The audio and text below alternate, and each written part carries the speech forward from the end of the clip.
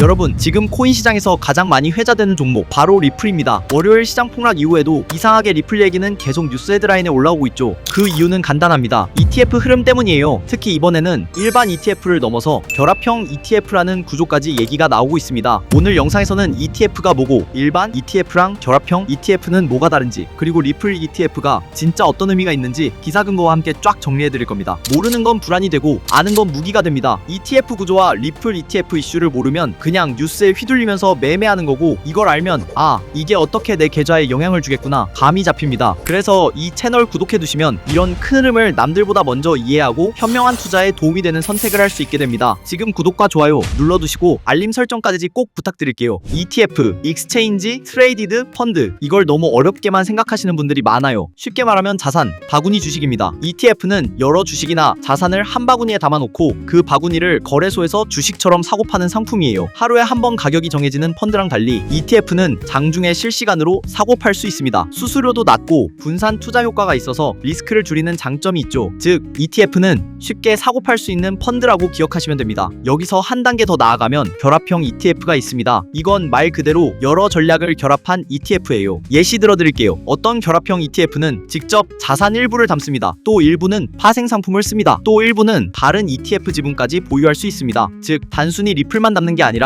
리플 플러스 리플, 선물 플러스 유동성 관리 자산, 이런 식으로 섞어놓은 구조가 결합형 ETF입니다. 장점은 다양성을 확보할 수 있고 상황에 맞게 유동성 조절이 가능하다는 점, 단점은 복잡해지고 추적 오차가 커질 수 있고 비용이 올라간다는 점, 이 차이를 아셔야 ETF 기사 나올 때 이해가 됩니다. 이제 리플 쪽으로 시선을 돌려볼까요? 실제로 최근 기사들을 보면 리플 ETF 얘기가 쏟아지고 있습니다. 미국 SEC가 스팟 암호화폐 ETF 신규 상장 규칙 개정을 내놨습니다. 이 규정 개정으로 인해 XRP와 솔라나 ETF가 가장 먼저 승인될 수 있다는 전망이 나왔습니다. 리플 사측 경영진이 직접 올해 안에 리플 ETF 가능성이 높다는 발언을 했습니다. 시장에서는 이걸 강한 시그널로 받아들이고 있습니다. 최근 출시된 XRP ETF는 첫날 거래량이 엄청났습니다. 다만 가격 반응은 제한적이었다는 기사도 같이 나왔습니다. 즉 단기 가격 폭등은 없었지만 기관 수요가 있다는 건 확인된 셈이죠. 한국, 일본에서 XRP 수요가 다시 부활 중이라는 기사도 있습니다. 특히 일본의 SBI 홀딩스가 XRP ETF 구상을 준비 중이라는 보도까지 나왔습니다. ETF가 리플에 어떤 변화를 줄까요? 연금, 보험, 헤지펀드 등 기관 자금이 리플 ETF를 통해 들어올 수 있습니다. 그동안 리플에 직접 투자 못하던 기관들도 이제 합법적으로 투자할 수 있게 되는 거죠. ETF가 상장되면 거래량이 늘어나고 매수매도 스프레드가 좁아집니다. 즉 가격 안정성과 거래 편의성이 좋아집니다. ETF 승인 직후 가격이 확 뛰지 않을 수도 있습니다. 하지만 3개월, 6개월 단위로 서서히 기관 자금이 들어오면서 중장기 우상향 힘을 줄 가능성이 큽니다. ETF 발행사는 리플을 실제로 보유해야 하므로 단기적으로 수급 구조에 큰 영향을 줍니다. 한국 투자자 입장에서도 중요한 포인트가 있어요. 한국금융당국은 ETF 운용사들에게 암호화폐 연계 주식 비중 축소를 권고했습니다. 하지만 동시에 2025년 말까지 암호화폐 ETF를 제도권으로 도입하겠다는 로드맵도 발표했습니다. 즉 한국도 ETF판을 열 준비를 하고 있는 겁니다. 자, 이제 중요한 건 우리 대응 전략이죠. ETF 승인 가능성만 믿고 몰빵 금지, ETF 승인 지연 거부 가능성 항상 존재합니다. 결합형 ETF 구조 체크, ETF가 직접 리플만 담는 건지 선물 파생을 섞는 건지 꼭 확인하세요. 구조에 따라 가격 반응이 다릅니다. 기관 자금 유입은 서서히 옵니다. 분할 진입하고 손절 라인 잡으세요. SEC, 한국금융당국, 일본 SBI 관련 기사들 계속 체크해야 합니다. ETF는 쉽게 사고 팔 수 있는 자산 바구니, 결합형 ETF는 여기에 파생, 다른 ETF 지분까지 섞은 복합 구조, 리플 ETF는 이미 기사 근거로 올해 가능성이 언급되고 있으며 ETF가 나오면 기관 자금 유입, 유동성 확대, 중장기 상승 가능성 큼. 여러분, 리플 ETF 얘기는 이제 더 이상 먼 미래가 아닙니다. SEC 움직임, 아시아 수요, 한국 로드맵까지 흐름은 분명히 열리고 있어요. ETF를 제대로 이해하면 뉴스에 휘둘리지 않고 남들보다 한 발 앞서 대응할 수 있습니다. 이 채널 구독해두시면 이런 흐름을 실시간으로 짚어드리면서 수익에 도움이 되는 선택을 이어갈 수 있게 도와드리겠습니다. 구독과 좋아요, 알림 설정 꼭 부탁드립니다. 이게 여러분 계좌를 지키는 첫걸음입니다.